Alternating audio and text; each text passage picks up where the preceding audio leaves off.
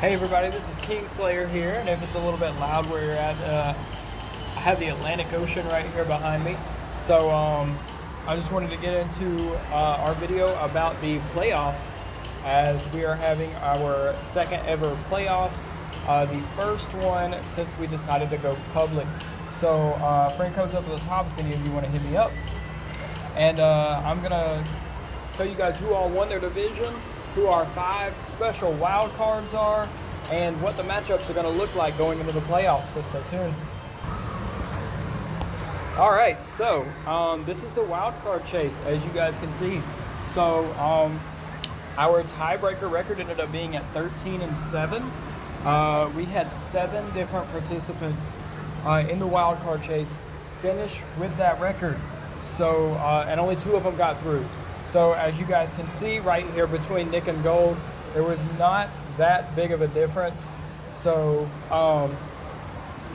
sorry to the 5 competitors that ended up kind of bubbling out here, but we do have Ravax and Nick as the 2 who won the tiebreakers, which is based off your opponent's win percentage. It's a system that almost every tournament system I've ever seen uses.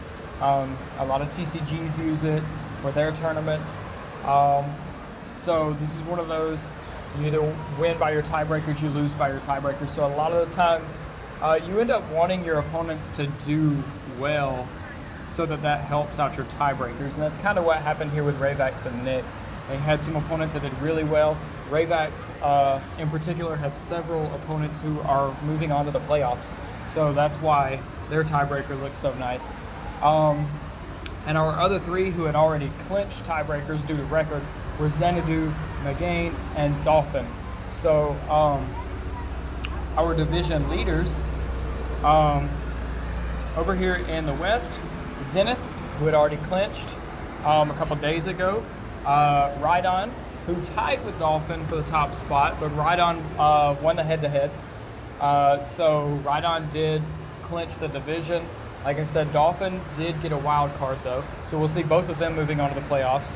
Over in the Central Division, Lord Rylek clinched coming from behind, so we're going to get to see him in the playoffs. Over in our 3 Eastern Divisions, we had Matthew 419 with Xanadu wildcarding in. We had Skittles, who also kind of came from behind. Gold had been leading the division for several days. And toward the very end, they ended up tying, and Skittles does have the head-to-head. Really sad for Gold. He went from leading the division to actually bubbling out of the wild card. So we're hoping that Gold returns next season and can possibly jump in next season into the playoffs. Over in East C, we had a very similar situation. Exotic and Shuji were going back and forth, vying for the top spot in their division. It came down to Shuji's last matchup where he lost to Sky Trainer Sky, and that caused the 2 of Exotic and Shuji to tie, and Exotic actually has 3-0'd the head-to-head against Shuji, so Exotic will win the tiebreaker there. Over in Europe, we have Ziva, who has actually clinched division several days ago. We will see Nick, however, as he was one of the 2 who won the tiebreaker spot in the playoffs, or a tiebreaker for the wild card. We have Arkra, who was one of the first to clinch division. Over in Asia Division B, we have Dragfall, who was the first to clinch division. In C, we have Almads and Ravax, who wild carded, and he was the other one to win the tiebreaker there. And we have Jaden Guo from Asia Division D. So with our 16 competitors confirmed for the playoffs, let's jump in and see who took what seed and who will be facing who come tomorrow, or for some of you, later tonight. So currently where I am, it is almost noon on Sunday. Monday will be the first day of the playoffs. It is double elimination.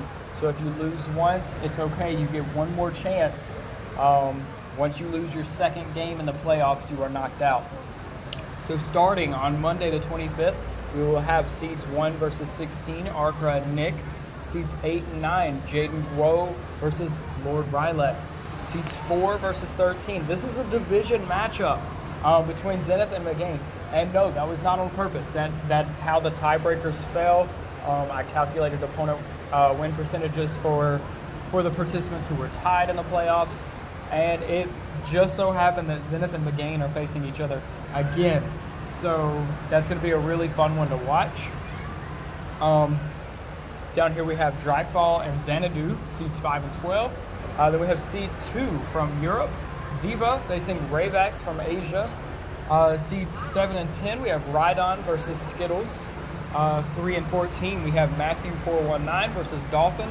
And finally, we have seed 6, All Mads taking on our current April champion, Exotic. So, the winners of those games will move on to this little bracket right here. For Tuesday's game, the losers of these games will fall down to the losers bracket. So the way this will work is every time you lose a game while you're in this top bracket, you're going to fall down to the losers bracket. If you lose while you're in the losers bracket, you're knocked out. So that's how you get knocked out for losing twice. So basically round 2 of the winners bracket will take place on May 26th, and round 1 of the losers bracket will take place on that day. So the competitors are going to want to keep track of when they're supposed to face certain people, as even if you lose tomorrow on Monday, you will have the game on Tuesday. So keep track of that. And basically the journey to the championship is a lot easier as long as you continue to win. So the winners bracket, winner will be defined on May 28th, and they will get a 2-day bye after that to face the winner of the losers bracket. The losers bracket journey is harder and it takes more games, so you're going to want to try and win as many as you can here, as the losers bracket will start the day after the first people start losing. So that'll be Tuesday, May 26th.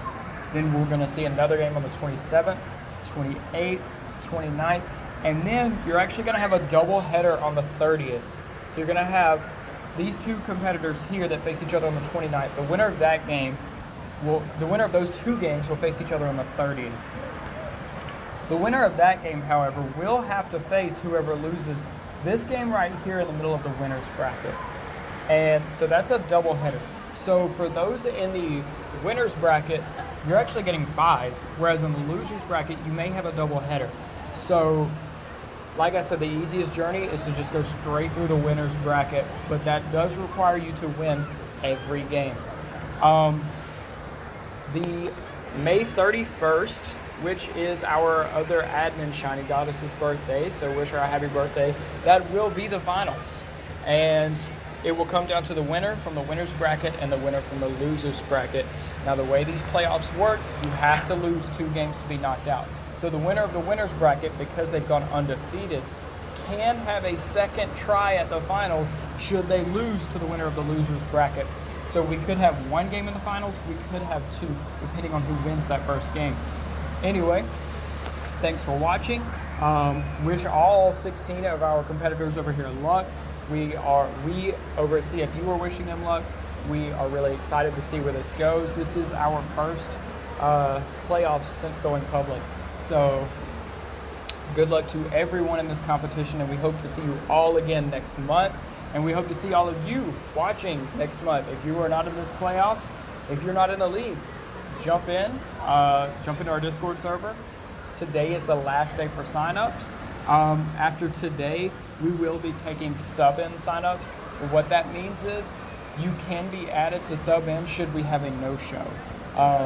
So in order to guarantee play, you're going to want to sign up today. Subs will not be guaranteed. They'll only get open slots. They'll only get whatever slots are open based off no-shows and things like that. So make sure you jump in ASAP. And thank you all for watching. That's Kingslayer signing out.